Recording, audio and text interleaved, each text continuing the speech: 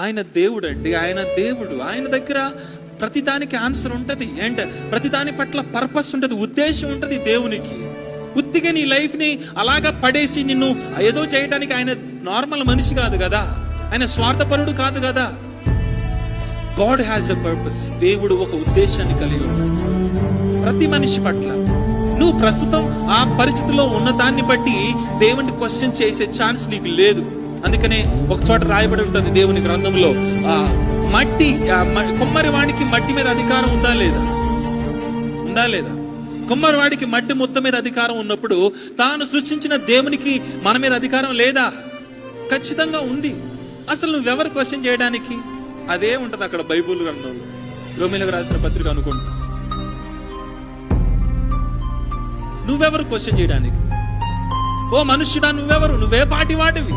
ఆయన దేవుడు అండి, ఆయన దేవుడు. ఆయన దగ్గర